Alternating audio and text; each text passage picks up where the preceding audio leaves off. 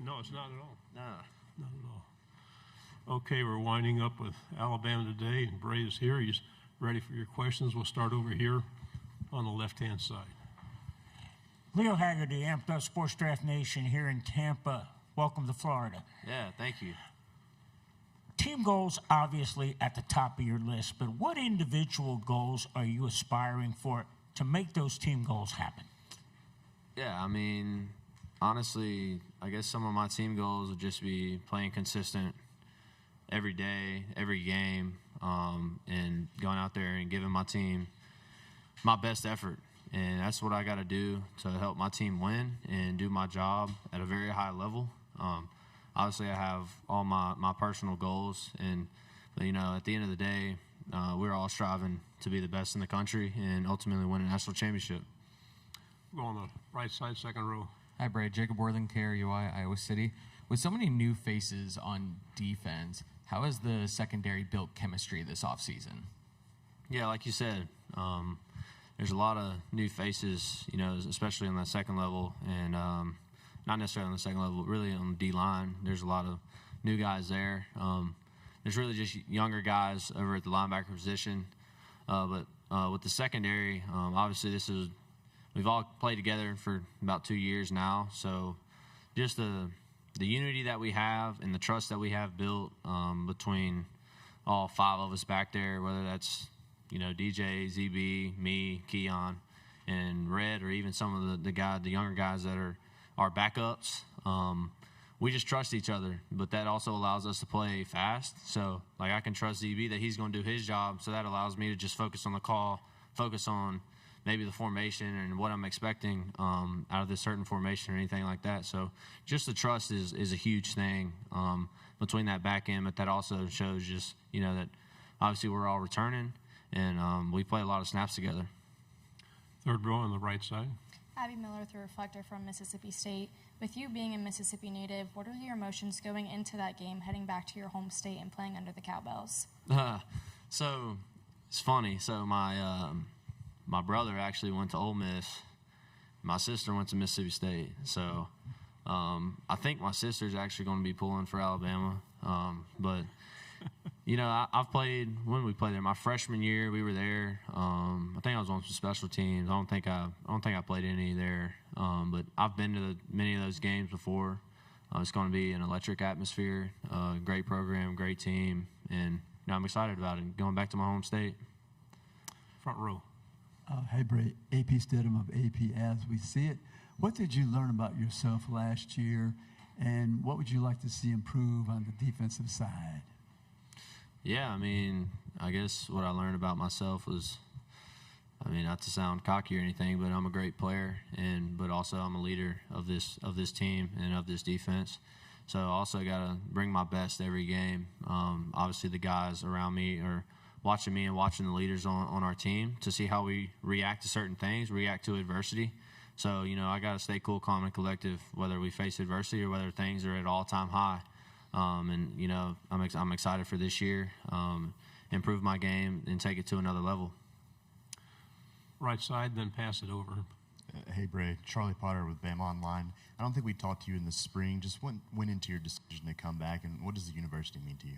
Yeah, I mean, the university means everything to me. I mean, I don't think I'd rather be anywhere else but University of Alabama, just, you know, getting developed as a person, but also getting developed as a player. I've absolutely loved my time at the University of Alabama.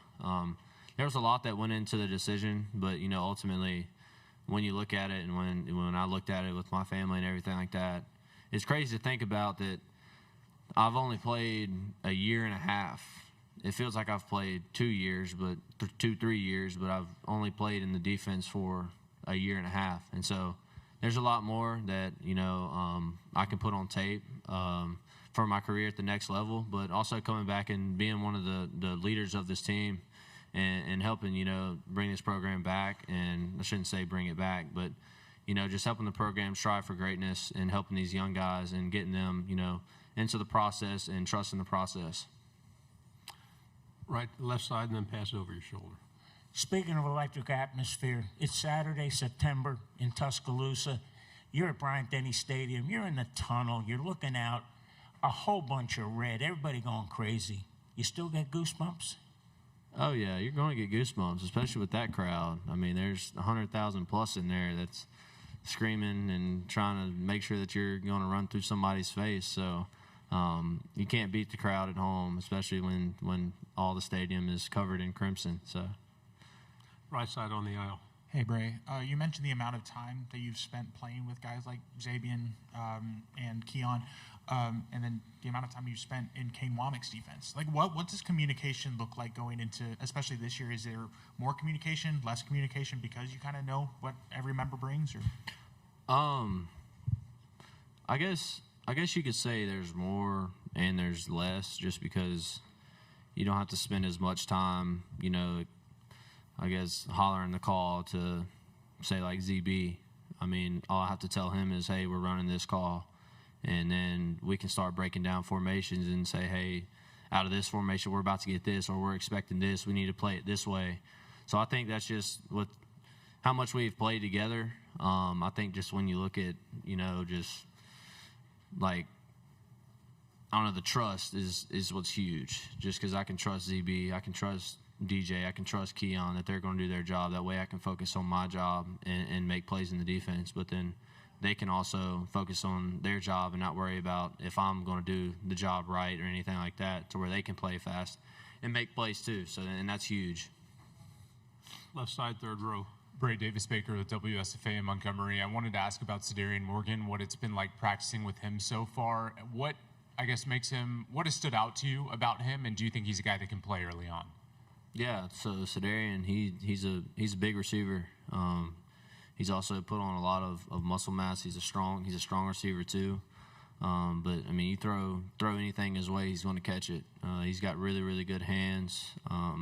So yeah, I'm excited for him. I think he's going to have a huge role in our offense. Obviously, I'm not on that side, so I can't speak too much about it. But I go against him a good bit. So he's a great player, and I remember him in bowl prep when he early enrolled and he came with us for bowl prep. I mean, dude was catching some stuff, and I was like, man, this kid's going to be a great player. Fourth row.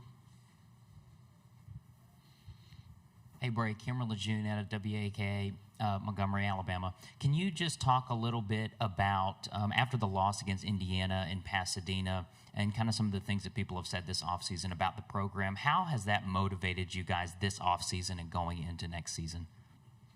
Yeah, I mean, that was definitely a tough loss, which you still got to learn from it. I was talking to Coach Womack after the game, and we were just kind of just talking about different things that went wrong during the game. And, it just comes down to execution and guys just focusing on their job. But that's what you need all year. You got to have guys that are consistently doing their job at a high level. And that's ultimately how you're going to win. That's how you're going to stop teams from scoring points. And so, I mean, that's when we look back at some of those games that, we had struggles with or that we lost or anything like that, you really got to look, is everybody doing their job to the best of their ability, and are we executing the way we know how to execute? Because when we do execute and everybody's doing their jobs, we play at a really extremely high level. But what's also gets kind of frustrating sometimes is when you rep the reps in practice and then you get in the game and you get that same exact play that we've been repping in practice and you mess it up in a game, it's really frustrating just because we know we can do it. Final question here on the aisle. Vince Farrar, 99.1 The Sports Animal in Knoxville. Brett, you've played in 3 games against Tennessee in the third Saturday in October, and games have gone both ways. What's that rivalry like to play and be a part of? Yeah, I mean, it's an electric atmosphere every time we play, whether it's in Knoxville or whether it's in Tuscaloosa. It's always going to be a really, really good game. It's always, I would say, a bloodbath, but it's a good game, and obviously it's a big rivalry. And I mean, this is what you come to Alabama for, is to play in big games like that. Very good job, as always. Thank you. Thank y'all.